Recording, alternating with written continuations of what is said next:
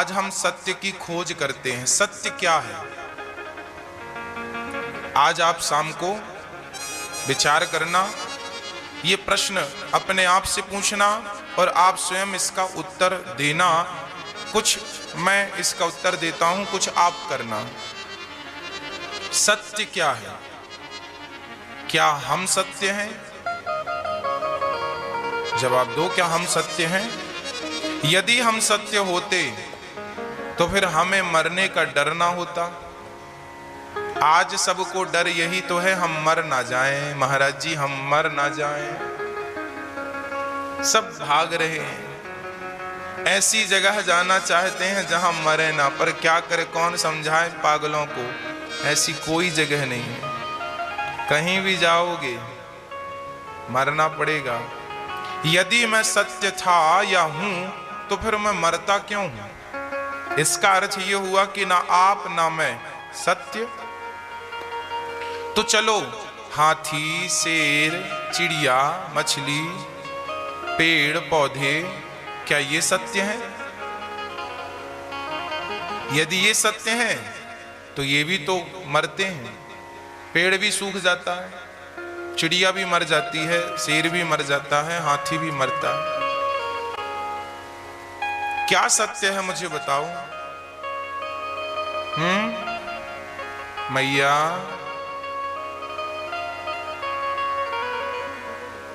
सत्य कौन है? शंकर जी कहते हैं पार्वती से, उमा कहूं मैं अनुभव अपना,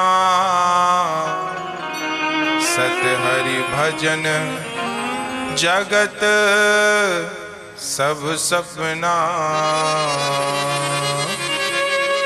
शंकर जी कहते हैं पार्वती, शंकर जी अपना अनुभव शेयर कर रहे हैं। उमा कहूं मैं अनुभव अपना, सत हरि भजन जगत सब सपना। सत हरि भजन अर्थ क्या निकला? ये संसार एक सपना है। हम जो जिंदगी जी रहे हैं ना, भागम भाग की, ये एक प्रकार का स्वप्न है। बीता हुआ कल आपका आज के लिए बीता हुआ कल स्वप्न हो गया कि नहीं? फील करो ना।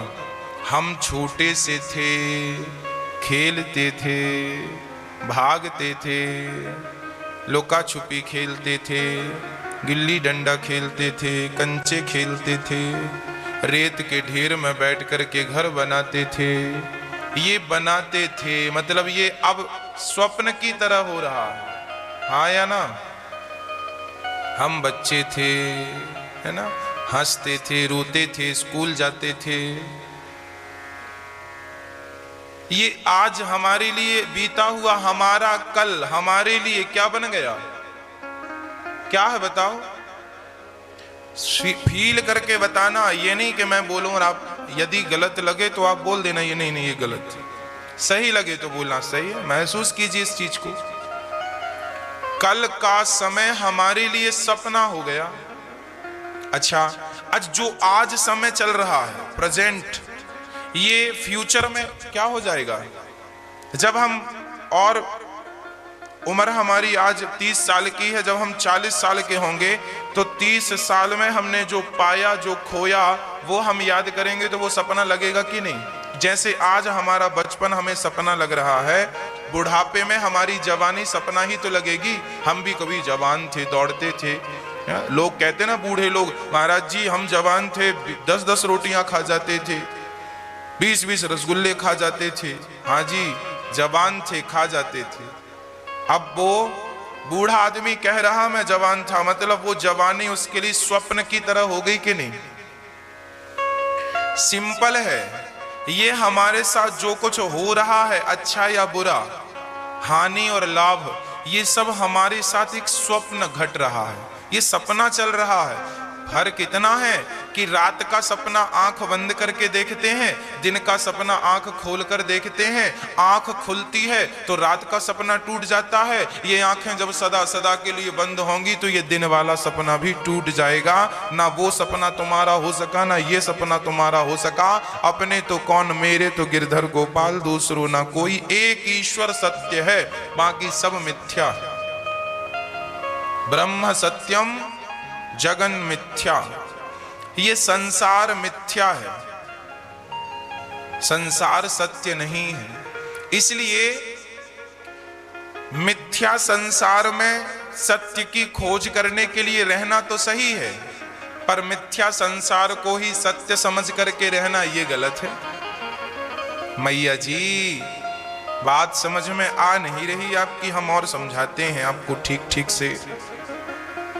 अच्छा ये बताओ,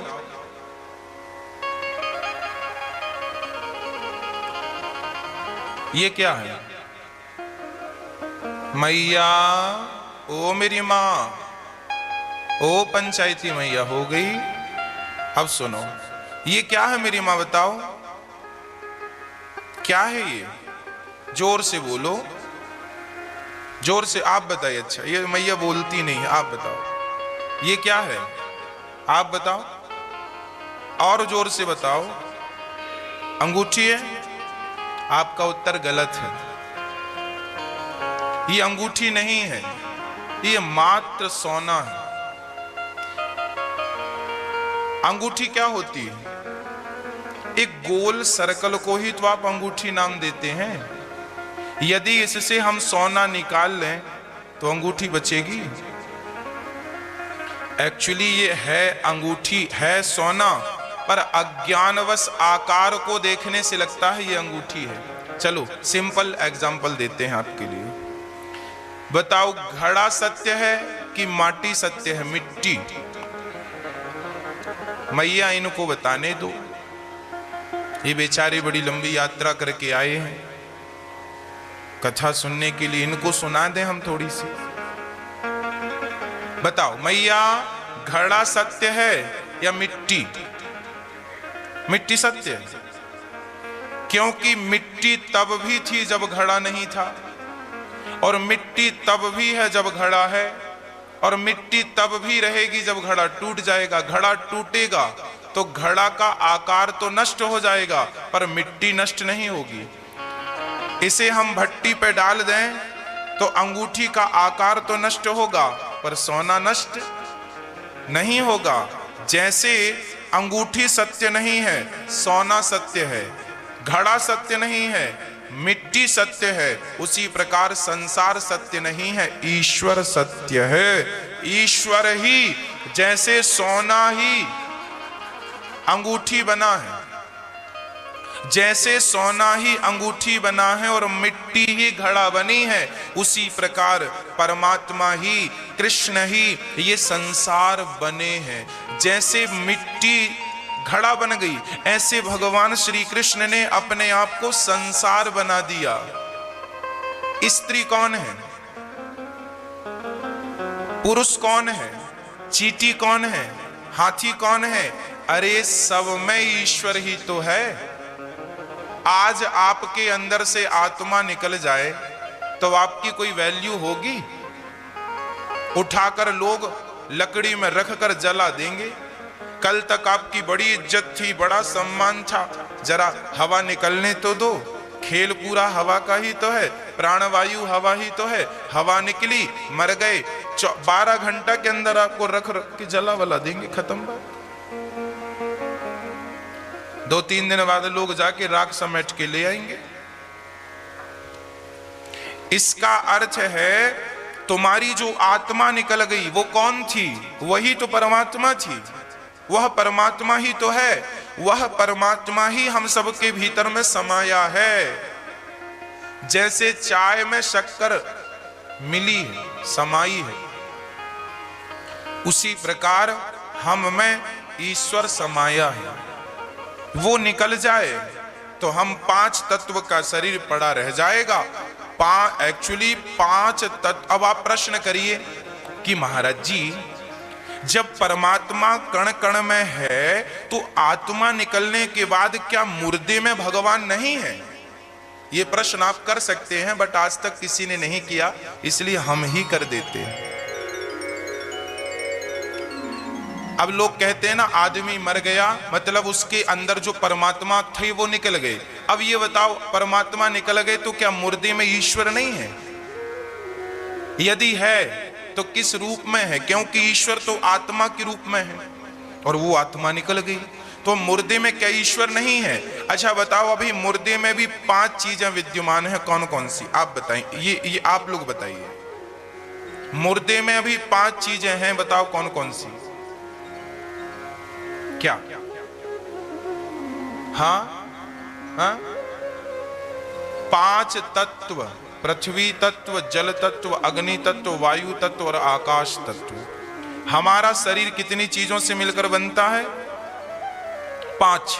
आत्मा के निकलने के बाद भी 5 चीजें मुर्दे में रहती हैं कि नहीं? जब तक वो जल ना जाए, इसलिए जलाया जाता है या जमीन में गाड़ा जाता है। इससे क्या होता है? जलाने से उसका मिट्टी, शरीर में जो मिट्टी तत्व है, पृथ्वी तत्व, वो पृथ्वी तत्व पृथ्वी में चला जा। हमारा पृथ्वी तत्व क्या है? ये जो हमारी चमड़ी है, ये क्या है? कौन सा तत्व है ये क्या है? ये माटी है, यही है मिट्टी का खिलौना, मिट्टी में यही है मिट्टी। ये हमारी चमड़ी जो है, हड्डियां जो हैं, ये मिट्टी तत्व है, जिसे हम पृथ्वी तत्व कहते हैं। वायु तत्व, हमारे शरीर में जो वायु है, प्राण वायु, अपान, उदान, व्यान, समान, ये वायु है। वायु हमारे अंदर ना हो, अरे वायु के कारण ही हमारे प्राण हैं, वायु ही तो प्राण है। वायु के कारण, वायु ऑक्सीजन के कारण ही तो हम स्वस्थ रहते हैं। ऑक्सीजन दिल को ना मिले तो दिल धड़कना छोड़ दे। इसका अर्थ है जब हमें जलाया गया तो शरीर में और भी मरने के बाद प्राण वायु के सिवा भी और वायु हमारे शरीर में रहती हैं, वो वायु तत्व वायु में चला गया। अग्नि तत्व, जिसे जठराग्नि कहते हैं, शरीर में भी आग होती है जो भोजन पचाने का काम करती है। पेट हमेशा गर्म होता है ना, गर्मी रहती है शरीर में। इसका अर्थ है अग्नि है हमारे, मरने के बाद भी वो अग्नि अभी है, वो अग्नि अब अग्नि तत्व अग्नि में मिल गई। जल है, जल तत्व जल में मिल गया। आकाश, शरीर के अंदर जो खाली स्थान है, पेट में खाली स्पेस है, वो आकाश तत्व है। हम मुंह खोलते हैं, मुंह के अंदर खाली स्थान होता है, वो आकाश तत्व है। आकाश, आकाश में, इसका अर्थ है ये जो 5 तत्व हैं, ये कौन है? पृथ्वी कौन है? परमात्मा ही पृथ्वी बने हैं। जल कौन है? ईश्वर ही जल, इसलिए परमात्मा का एक नाम है निराकार। ईश्वर का एक नाम क्या है मेरी मां? निराकार। नीर, सामान्य भाषा में लोग कहते हैं निराकार। ईश्वर को क्या कहते हैं लोग? एक साकार, एक निराकार। निराकार का अर्थ है निराकार। नीर मतलब, नीर मतलब, नीर मतलब जल, पानी। ईश्वर नीर, भगवान जल के रूप में है। जैसे सोना अंगूठी के रूप में भी है, बाले के रूप में भी है, हार के रूप में भी है, चूड़ी के रूप में भी है, बाजूबंद के रूप में भी, सारे आभूषण हैं। रूप अलग है, नाम अलग है। ये हार है, ये बाजूबंद है, ये चूड़ी है, ये अंगूठी है, ये बाले हैं, ये बिंदिया है। नाम और रूप अलग हैं, पर सबके भीतर है एक ही चीज, क्या? सोना।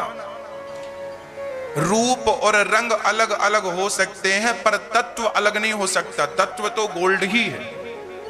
उसी प्रकार जल तत्व परमात्मा ही जल बने, वायु तत्व परमात्मा ही वायु है, और अग्नि तत्व ईश्वर ही अग्नि है, पृथ्वी तत्व ईश्वर ही पृथ्वी है, और आकाश तत्व ईश्वर ही आकाश है। मतलब परमात्मा ही 5 रूपों में डिवाइड हो जाता है, और वह परमात्मा 5 रूपों को मिलाकर एक मनुष्य का शरीर बनाकर खड़ा कर देता है। 5 तत्वों से चींटी भी बनती है, और 5 तत्वों से इंसान भी बनता है, और 5 तत्वों से हाथी और बकरा और बकरी सब वही से बनते हैं। और जब ये नमूना तैयार हो जाता है तो परमात्मा प्राणवायु डाल देते हैं, आदमी जिंदा हो जाता है।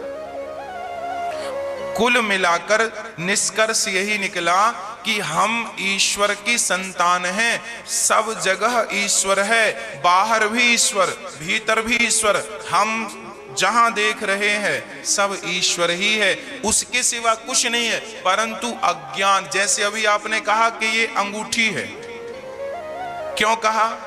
क्योंकि आप सामान्य व्यवहार तो जानते हैं, आध्यात्मिक व्यवहार नहीं जानते।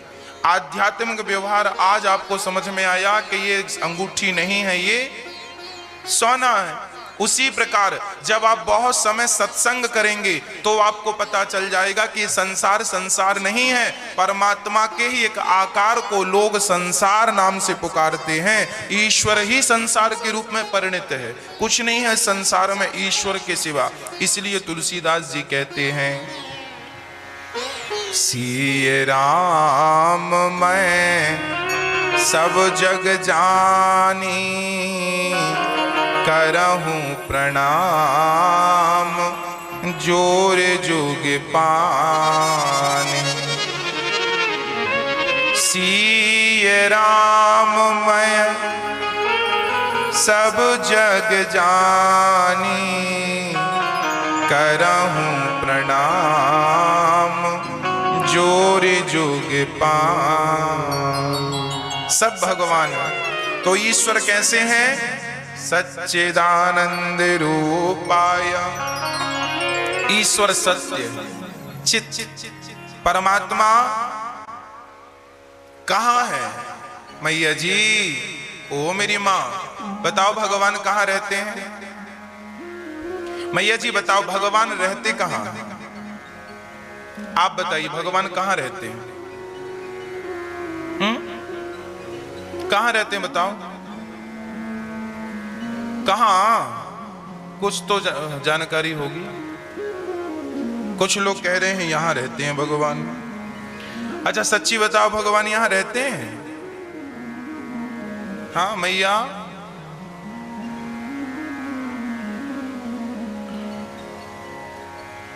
बताइए भगवान यहां हैं? हाँ या ना में जवाब दीजिए। यहां हैं कि नहीं ये पूछ रहे हैं मैया। क्या यहां है? यदि यहां है तो चलो एक्सरा करा लेते हैं। यहां की सारी चीजें एक्सरे में आती हैं।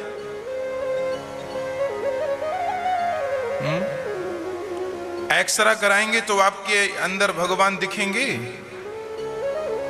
आप बताओ दिखेंगे? नहीं दिखेंगे। अच्छा अच्छा, हनुमान जी से किसी ने कहा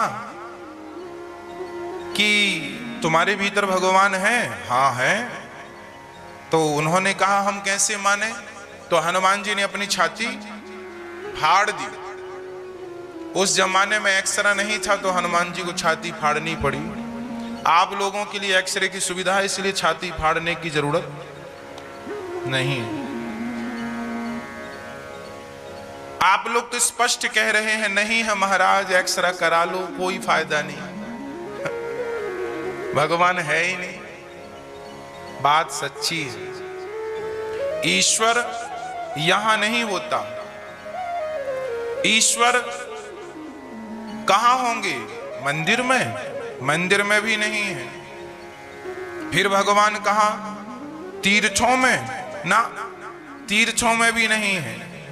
ना तो भगवान हृदय में होते हैं, ना तो भगवान तीर्थों में होते हैं। यदि भगवान होते हैं तो भक्त के विश्वास में भगवान होते हैं। यदि विश्वास है तो ईश्वर यहां भी है दिल में, और विश्वास नहीं है तो भगवान कहीं नहीं। भगवान के लिए विश्वास रखना पड़ेगा। यदि विश्वास, प्रहलाद जी को खंबे पर विश्वास था। प्रहलाद जी ने कहा इस खंबे पे भगवान है। हिरण्यकश्यपु ने प्रहार किया और खंबा टूटा, तो प्रहलाद जी से जब कहा उन्होंने तो भगवान प्रकट हुए कि नहीं? क्यों प्रकट हुए?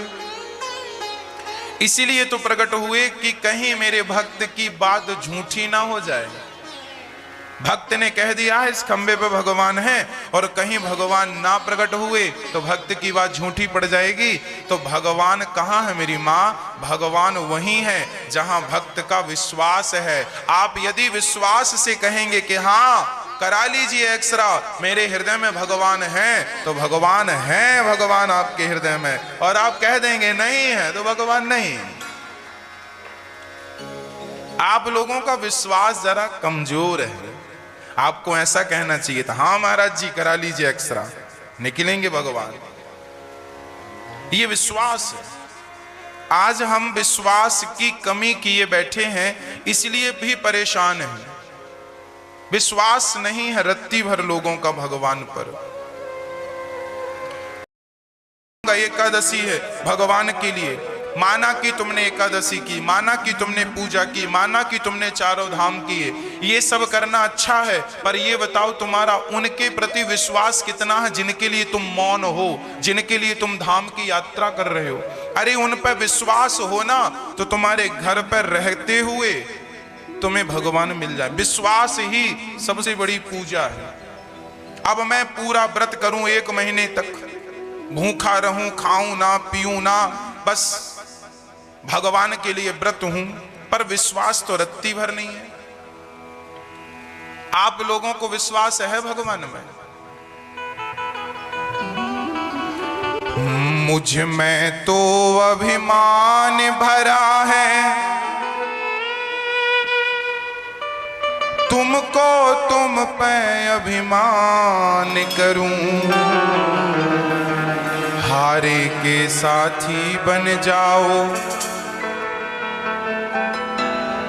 मैं अभिमान करता हूं, अहंकार भरा पड़ा है, मैं ये कर रहा हूं, मैं ये किया हूं। ये सब करने पर क्या भगवत प्राप्ति संभव है? इसलिए यदि भगवान को प्राप्त करना चाहो तो सिर्फ विश्वास हो। अच्छा ये बताओ, क्या सुई के छेद से कभी हाथी और घोड़ा निकल सकता है? मुझे हां या ना में जवाब चाहिए। बोलो हां या ना।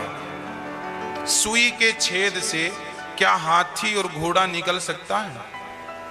बोलो हां या ना। बोलो नहीं। साइंस पढ़ने वाला सदा यही कहेगा कि सुई के छेद से हाथी और घोड़ा कभी नहीं निकल सकता, परंतु भगवान, साइंस पढ़ने वाला कहेगा नहीं निकल सकता, पर भगवान पर विश्वास करने वाला कहेगा निकल सकता है। तो आप कहेंगे महाराज जी ये तो अंधा है। अब सुनो, हनुमान जी जब लंका गए तो क्या कहकर लंका गए? राम नाम लेकर ही तो लंका गए। आगे सुनो, प्रभु मुद्रिका मेलि मुख माही, जलधि लांघे गए अचरज नाहि। आप गाओ प्रभु मुद्रिका। हनुमान जी जब लंका गए तो राम जी की अंगूठी लेकर गए, और उस अंगूठी में क्या लिखा था? क्या लिखा था? क्या लिखा था? राम। हनुमान जी ने उस अंगूठी को मुख में रख लिया। किसी ने हनुमान जी से कहा, हनुमान जी आप ज्ञानी नामाग्र गण्यम हैं, पढ़े लिखे हैं, और आपने अंगूठी मुख में रख ली, क्या अंगूठी मुंह में रखने की चीज है? हनुमान जी ने कहा, अंगूठी तो मुंह पे रखने की चीज नहीं है, पर अंगूठी में जो लिखा है वह तो मुख में ही रखने की चीज है। क्या लिखा था? राम नाम मुख में रखने की चीज है। और जब मुंह पे राम नाम रखा तो प्रभु मुद्रिका मेली मुख माही, जलधि, जलधि मतलब समुद्र, जलधि लांघे गए अचरज ना। अचरज मतलब क्या है? अचरज मतलब आश्चर्य। अचरज का अर्थ क्या है मेरी मां? यदि हनुमान जी राम का नाम मुख में रख के समुद्र को लांघ सकते हैं, हाँ या ना? एक समुद्र को राम नाम के बल पर हनुमान जी लांघ सकते हैं। अरे जिन पत्थरों को का समुद्र में सेतु बना, उन पत्थरों में राम नाम ही तो लिखा गया था। जिस राम नाम ने पत्थर को पानी में डूबने नहीं दिया। और सुनो, मैया यशोदा ने कहा लाला अपना मुंह खोल, तो कन्हैया ने मुंह खोला और जब इतना सा मुंह खोला तो बताओ इतने से मुख में क्या नजर आया? बताओ। पूरा ब्रह्मांड, पूरा संसार। जिस परमात्मा के इतने से मुंह में पूरा संसार, पूरा ब्रह्मांड समा सकता है, वो परमात्मा चाहे तो सुई के छेद से हाथी और घोड़े निकल जाएं, इसमें कोई आश्चर्य नहीं है। यह परमात्मा जो करें करें, अन्यथा अस नहीं कोई। भगवान कर तुम अकर तुम अन्यथा कर तुम सर्व सामर्थ्य। परमात्मा है, सब कर सकते हैं। हम ये नहीं कहते कि आप भी मान लो कि सुई के छेद से हाथी घोड़ा निकलते हैं। हम ये नहीं कह रहे कि ये बात मान लो। हम ये कह रहे हैं कि आपको भगवान पे इतना विश्वास हो कि कोई कहे कि सुई के छेद से हाथी घोड़ा निकल जाएंगे, तो एक बार में कह दो हाँ हमारे भगवान चाहेंगे तो निकल जाएंगे। भगवान कर सकते हैं, उनके रोम रोम में ब्रह्मांड लटक रहे हैं। ये क्या है? ये भक्त का विश्वास है। नानी बाई बोली नरसी से, बाबूजी थारो भगवान आए वे वालो ना आए, थारो भगवान नहीं आसी, तेरे भगवान नहीं आएंगे। अच्छा, नरसी बस कह रहे थे मेरे गोविंद जरूर आएंगे, मेरे राधे श्याम जरूर आएंगे, मेरे श्याम सुंदर जरूर आएंगे।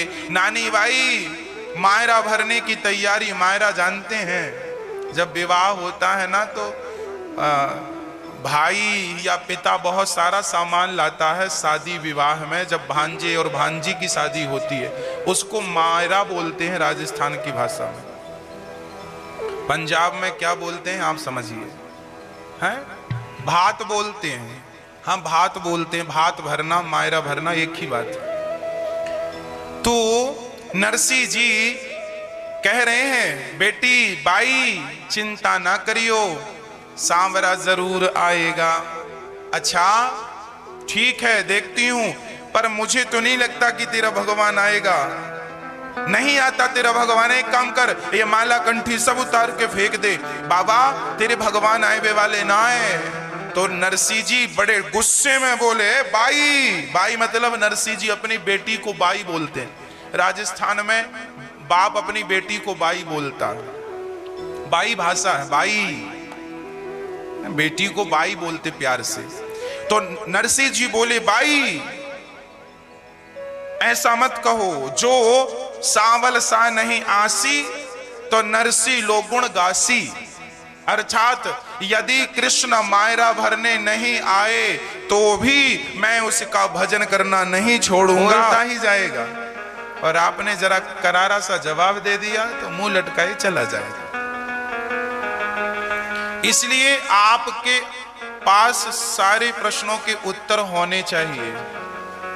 हिंदू कौन है? हिंदू वही है जो अपने धर्म की रक्षा करे। रक्षा कैसे होगी? आप सारे प्रश्नों का उत्तर अपने पास रखेंगे, अपने जवाब से संतुष्ट करेंगे, तभी तो रक्षा होगी ना सनातन धर्म की। सनातन धर्म की रक्षा कैसे होगी? कोई ऐरा गहरा नत्थु खैरा बोल के चला जाए और आप चुप रहेंगे, ऐसे में रक्षा थोड़ी होगी। फिर तो आपने और ह्रास किया है, रक्षा तो की नहीं।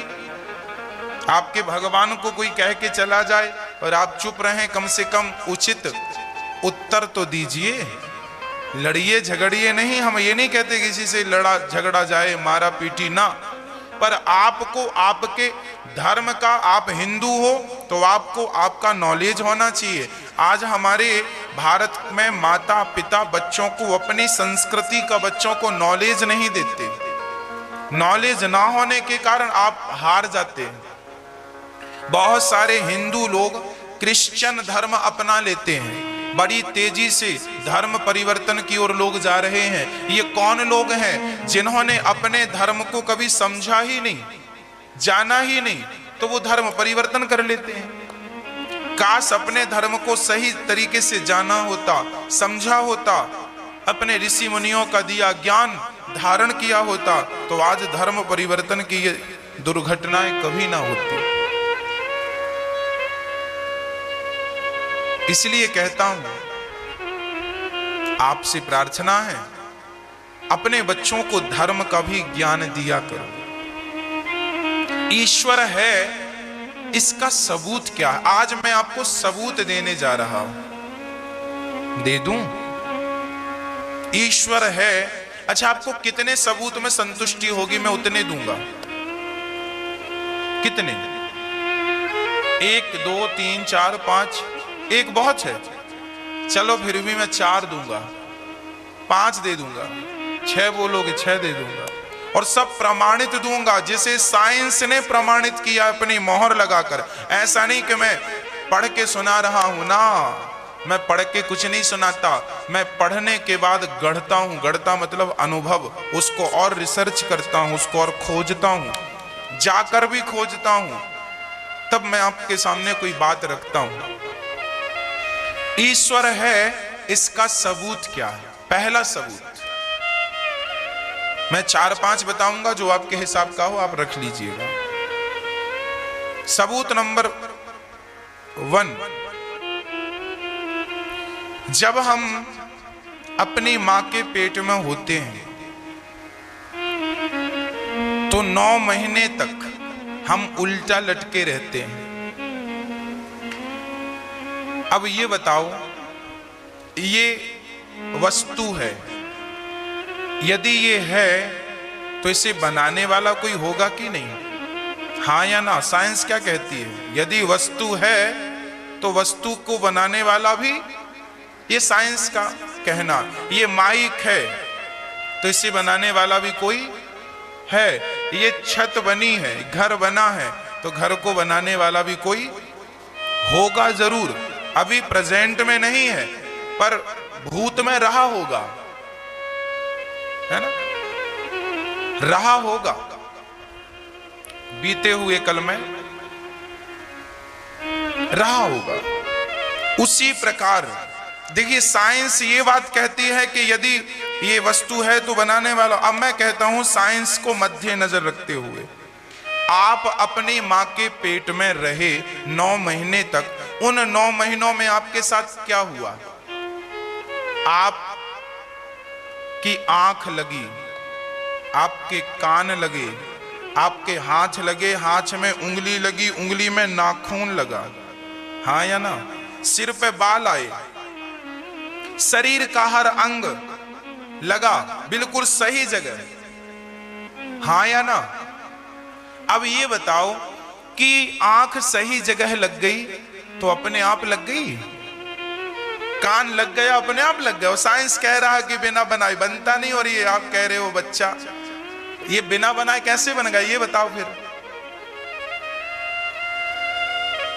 यदि मां के पेट में 9 महीने में आंख, कान, पेट, पीठ सही जगह, रीढ़ की हड्डी सही जगह है, तो मैया यदि आप बने हैं तो आपको बनाने वाला कोई तो है, और वह कोई ही ईश्वर है।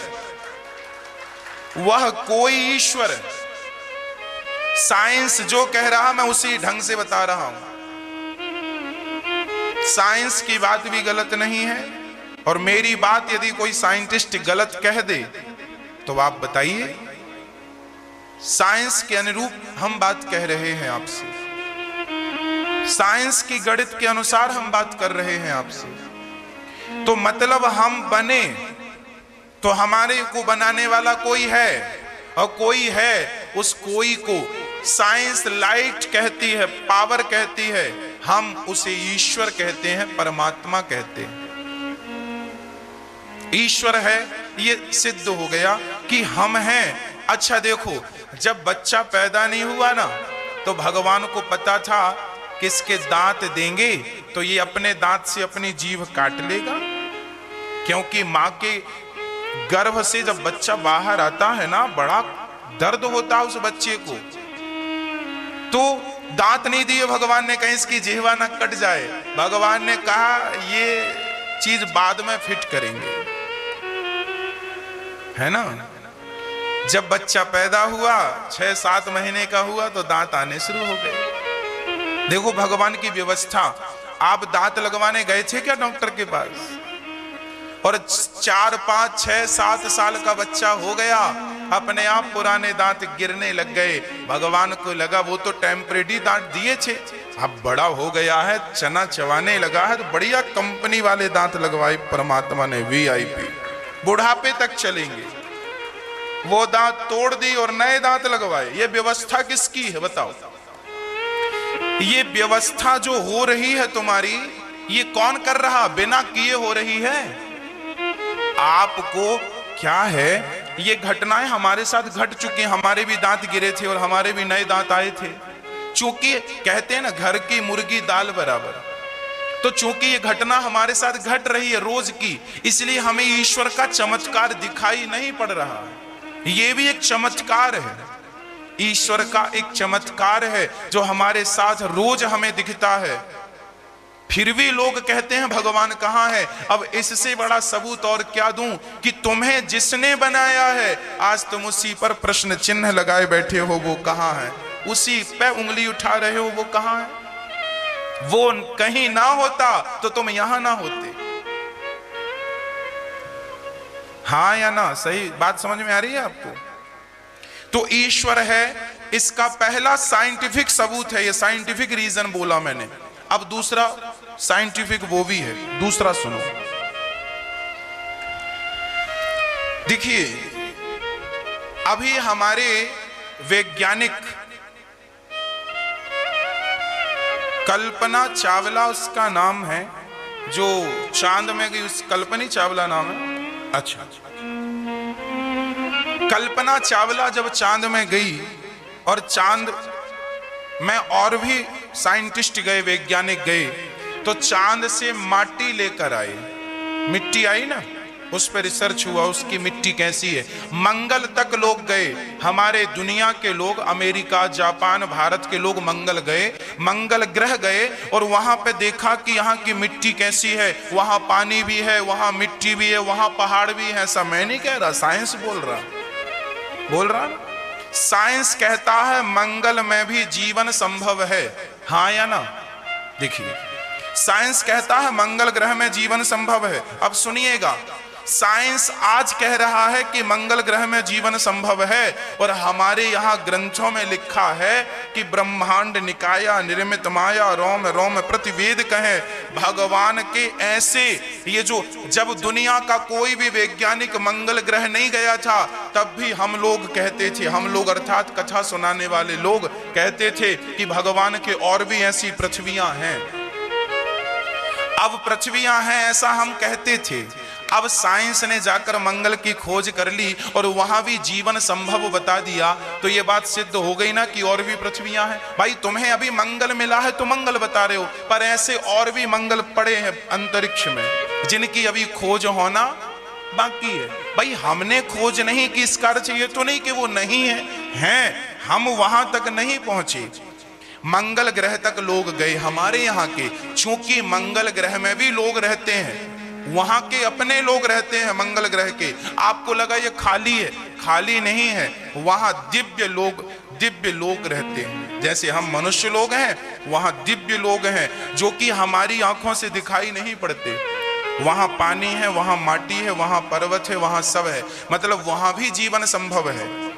तो ये बात आज साइंस को पता चली कि वहां जीवन संभव है। हमारे ग्रंथ तो हजारों साल से कहते आ रहे हैं कि परमात्मा की ऐसी और भी पृथ्वियां हैं, ब्रह्मांड बहुत सारे हैं, और भी अनेकानेक पृथ्वियां हैं।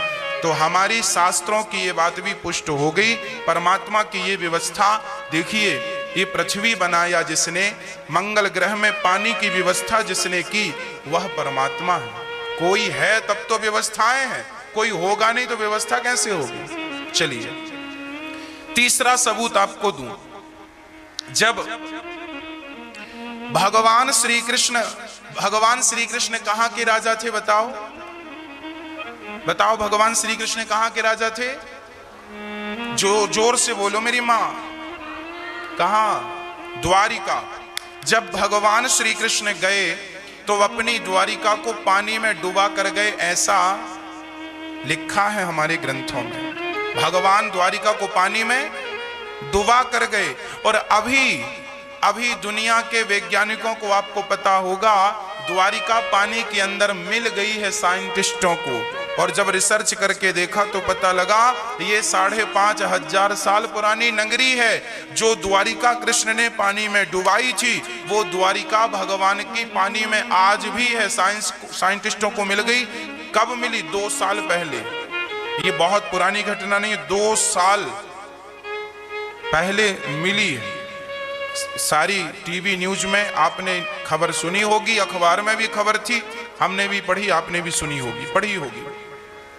तो भागवत जी में जो लिखा है, भगवान कृष्ण द्वारिका को डुबाए, वो द्वारिका मिल गई, अर्थात परमात्मा थे, उनका होना सफल हो गया, अर्थात पुष्ट हो गया ना, सबूत मिल गया ना कि जिन कृष्ण की हम कथा सुना रहे हैं और आप सुन रहे हैं, वो कृष्ण द्वारिका में कभी थे, द्वारिका मिल गई, पानी के भीतर है।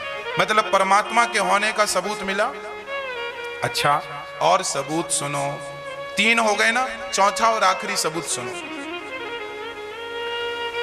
कुरुक्षेत्र में महाभारत हुआ था। कहां हुआ था?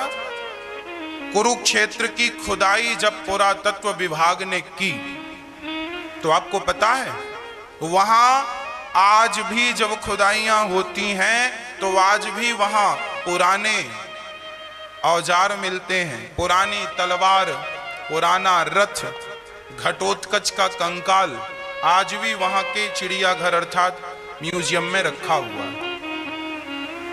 आप देख सकते हैं, गूगल पे घटोत्कच का कंकाल सर्च करेंगे आ जाएगा, इतना बड़ा है। अर्थात महाभारत हुआ था, ये भी बिल्कुल सत्य है। और महाभारत हुआ था तो महाभारत में कृष्ण ने जो गीता सुनाई थी, वो गीता हम जो कहते हैं, सुनाते हैं, सुनते हैं, मतलब महाभारत हुआ था तो गीता भी भगवान की वाणी से निकली थी, ये बात भी सिद्ध हो गई। अर्थात ईश्वर के होने के इतने सारे सबूत आपको दिए गए। और सबूत ये है, राम सेतु, नासा के साइंटिस्टों ने 10 साल तक राम सेतु पे रिसर्च किया और अंत में उनको कहना पड़ा कि ये सेतु मानव निर्मित है, प्रकृति ने नहीं बनाया।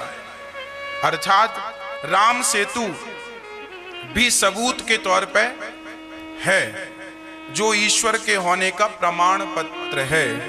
इतने दिए, इनमें से जो आपको सटीक लगे वो धारण कर लो। तो भगवान विश्व की उत्पत्ति, पालन और संहार करने वाले, तापत्रय विनाशाय, भगवान सारे दुखों को दूर करते हैं। ऐसे भगवान को श्री कृष्णाय वयं नुमः, ऐसे भगवान को राधा सहित प्रणाम करते हैं। आइए चलते हैं, श्री सुखदेव भगवान को प्रणाम करते हैं। और सुखदेव भगवान का जन्म हुआ और जन्म लेते सन्यासी हो गए। नैमिषारण्य में 88,000 संत बैठे हैं, इनके बीच जी सूत जी आए, सबने खड़े होकर प्रश्न किया, महाराज हमें ऐसी कथा सुनाओ जिससे हमारा अज्ञान नष्ट हो और कृष्ण प्राप्ति कर्म शाश्वत साधनम तद्वदाधुना, कृष्ण की प्राप्ति हो जाए। सुनो एक बार, ये भागवत की